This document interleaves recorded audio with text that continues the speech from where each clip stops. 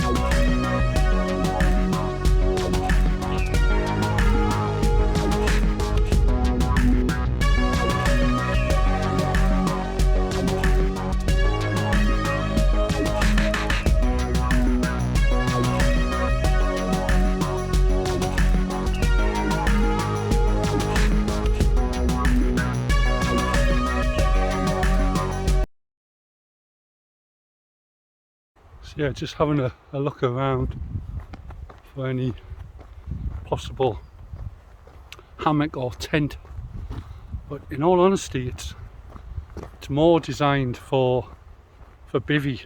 Put down a bivvy, and you can.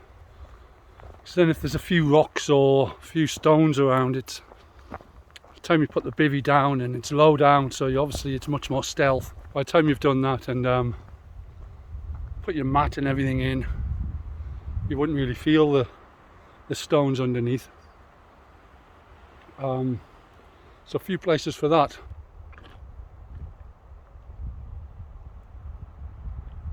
The idea really is to, if I find a space, is to also have a bit of a view rather than just surrounded by trees right close to you, you know, where it's okay, I suppose, when if it's in the middle of the summer, it's late at night and everything, but it's still getting dark about 7:30 here now, maybe 8 o'clock, really dark. So maybe I'll wait until the clocks change at the end of this month, I believe. So it might be best to wait till then, because otherwise I'm inside the bivvy with no view from 7:30. So it's a little bit, well, it's not something I really want to do. Whereas if I can find a spot for a tent, I can sit up in the tent, I can possibly take something with me to read and a bit more comfortable. So I don't like lying down on my side until I sleep for a few hours, you know. So that's the plan. I've got the idea, just finding the space really. As I say, when you look around, you're probably thinking, Martin, looks like there's loads of places, but as I say, it's so dense. When you walk into it, there's no sort of clear area to really put down a tent at all. As I say, there's a few bivvy is easier because you just squeeze into it anywhere you like. Even finding two trees far apart which haven't got loads of stuff in between them to hang a hammock and put a tarp up is difficult. So it's very stony ground, very dry here. It's, as I say, there's no water source or anything, so it's very, very rocky and uncomfortable to sleep down on the ground. So we'll work it out. There'll be somewhere. I mean, you're not meant to really camp in here. They don't like it, but I've never actually seen anyone camping here. Never seen anyone under a tarp or anything. But then if you're a bit more stealth about it, you can just, if you know what you're doing, pitch late and pack up early and go. No one knows you've been there. It's such a massive difference to be in a different mindset, you know, to be in a different frame of mind, to come camping or hiking or whatever. There's just much more I've just got much more enthusiasm for it, which is good, because I really miss doing it, you know. It's just great to be out. There's a channel that I watch on YouTube, it's called Rambling On, a guy called Jason, Irish guy, and he goes camping, wild camping and hiking and everything in Ireland. And he was saying on his last video, the struggle sometimes just to get out the door is the hardest part, and it really is. You sit there, you can, right, I'm going to do this, I'm going to do that, but when you're not in the right frame of mind, or you're depressed, or you're feeling low, you'll think of every single reason not to go, and you won't go. And next day you fret over it, and oh, should have gone, and then it doesn't really make you want to go the next time, because those thoughts reappear, you know. But as he says, once you're out the door, it's actually, you don't go back. You're out, and you've done it. It's just getting out. So, and I've suffered from that a lot, I have to say.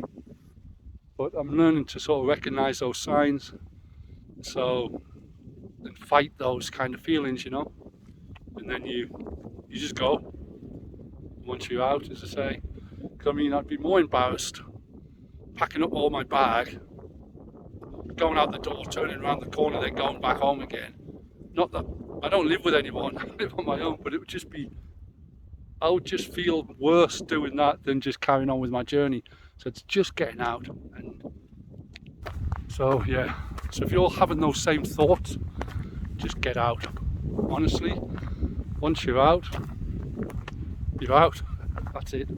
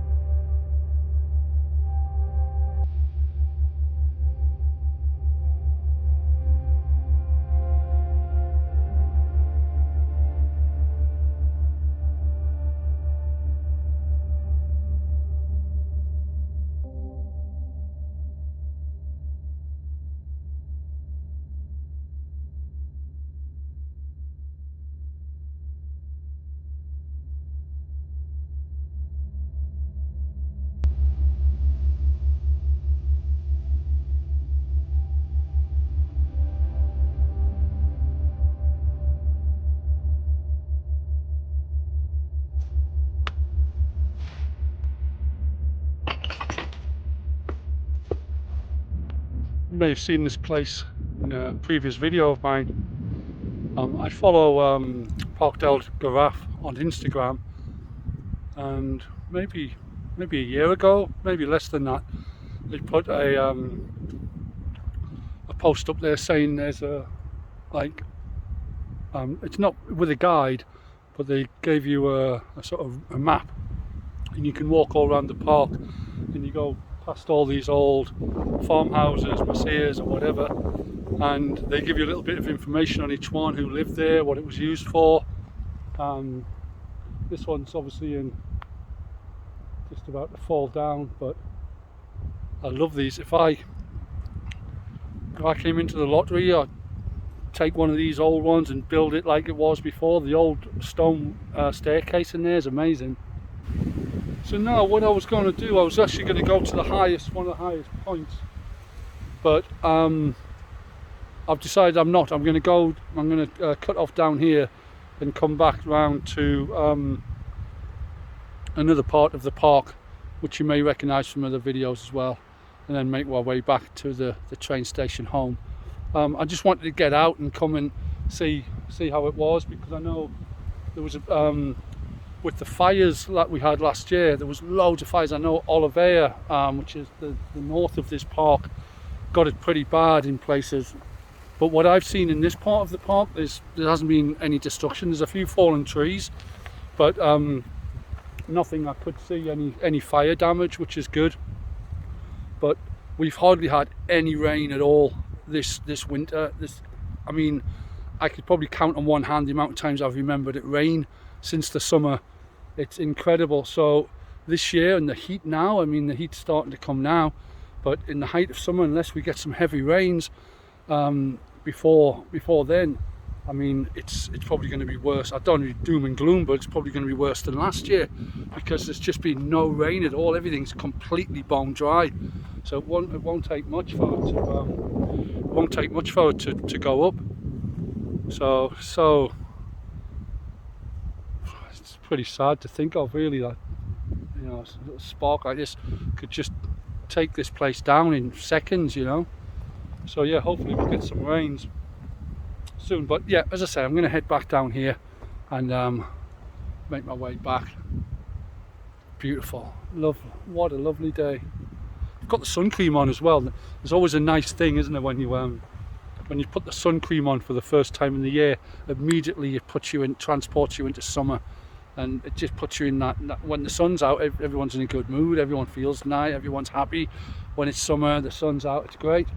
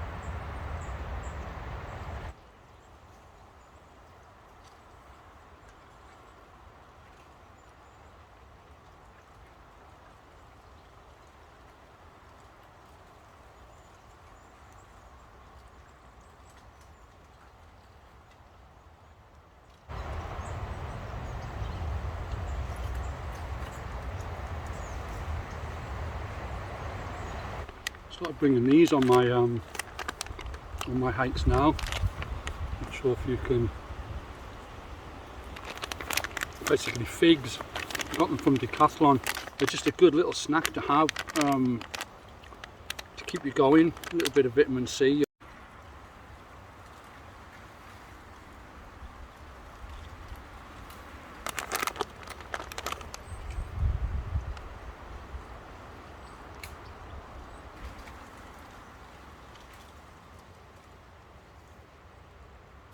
It's weird how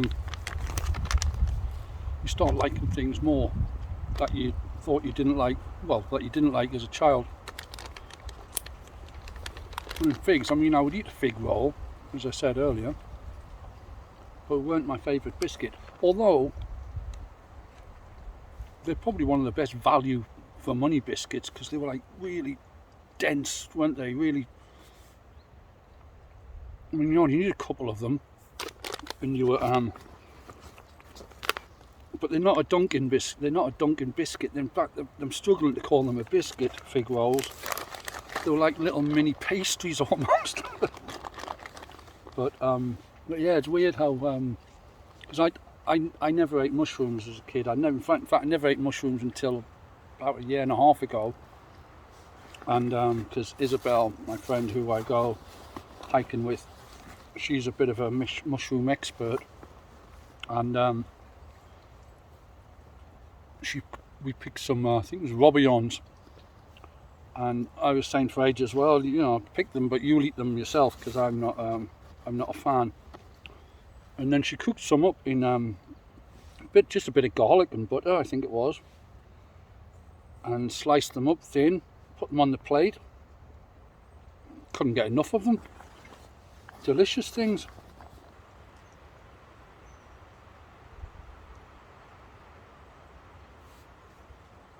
The weird thing is, I was really, when I was young, I lived in a town, but it was surrounded by countryside. I was always out in the woods, building camps, rope swings, playing with my knives. I mean, every day playing football, but mostly out in the woods. Just always, any spare money you got. Summer holidays would just get up, you'd go out early in the morning, you wouldn't get home till 10, 11 o'clock at night. With all your mates, older people, younger people. And somewhere along the line, I stopped doing that. Anyway, that's me rambling on. It's nice to be back into doing it. Still haven't found a suitable spot to wild camp. You're probably thinking, well, where you are looks alright, but this is I'm actually on the main path here, so it wouldn't be any good. Anyway, let's go. I hear people. Let's get out of here.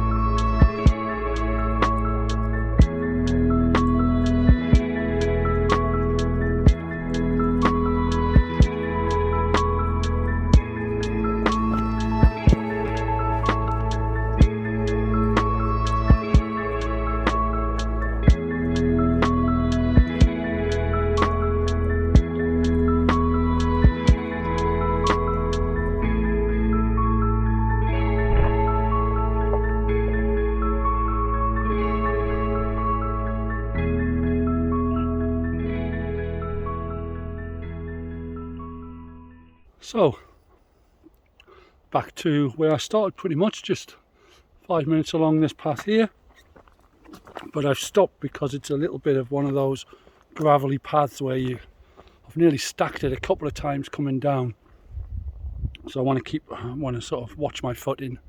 So yeah, I'll end it here for today. Beautiful little walk, perfect temperature, although a little sweaty. But yeah, really good. Nice to be up in this park again. Such a beautiful park. So yeah, that's it for today. So again, really just thanks very much for watching. Thanks for all your messages and comments recently over on my Instagram as well. And yeah, it's all really appreciated. If you're watching this and not a subscriber, now might be the time to press the little button down there and subscribe. You'll see next to it as well, there's like a little bell. If you give that a little click, rather than you having to search when I upload a video, you'll just get a little notification to say that I've uploaded. It really helps the channel out and saves you a lot of bother as well. So yeah, again, thanks very much for watching. Till next time, look after yourselves. See you soon.